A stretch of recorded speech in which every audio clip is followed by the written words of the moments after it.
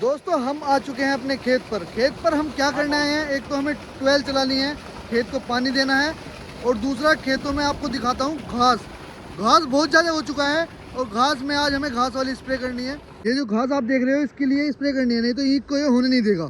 और दूसरा इस खेत में पानी करना है, पहले इसमें और फिर इसमें सारे में।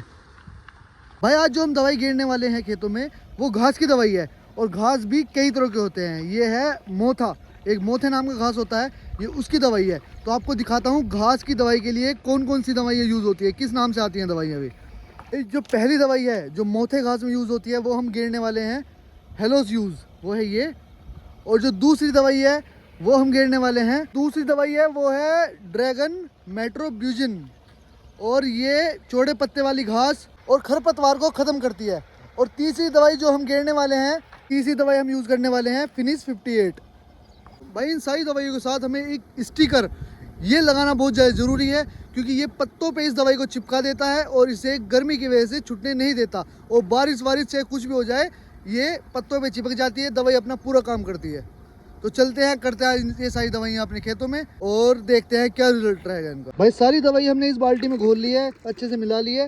हर टंकी में 1 कप के हिसाब से हम गेरेंगे और करते हैं अपने सारे खेतों में। ये भाई 1 कप गेरी दवाई, इसमें पानी।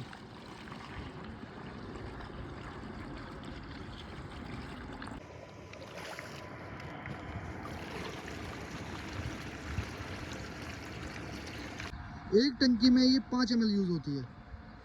दोस्तों स्प्रे शुरू कर दिए हमने, अब धीरे धीरे सारे घास पर, सारे ये मोथा हो रहा है ना, इस पे सारे पे स्प्रे हो जाएगी।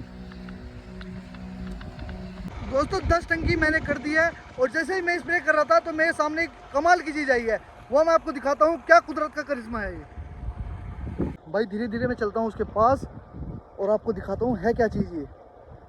दोस्तों ध्यान से देखोगे तो आपकी नज़र चली जाएगी इस चीज़ पे। ये वो जा रही, वो गई, वो उठ गई। ये है एक टटीरी, इसमें अंडे दे रखे हैं नीचे। अब ये यहाँ से उठ गई, मेरे ऐसा लग गया कि मैं आ रहा हूँ पास, इसके अंडे दिखाता हूँ आपको पास जाके।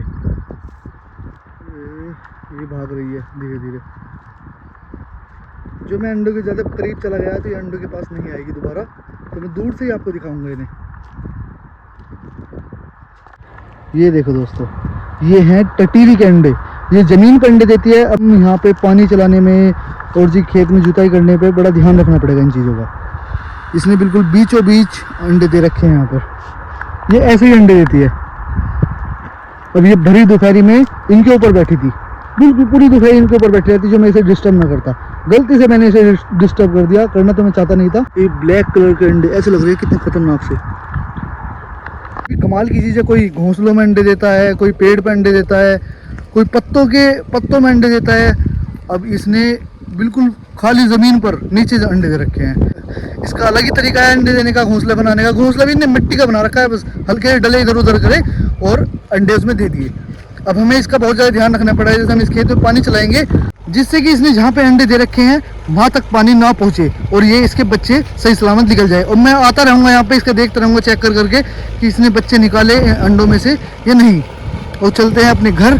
स्प्रे हमारी कंप्लीट हो चुकी है, पानी हमारा चल रहा है, उसे देख के आएंगे थोड़ी देर बाद।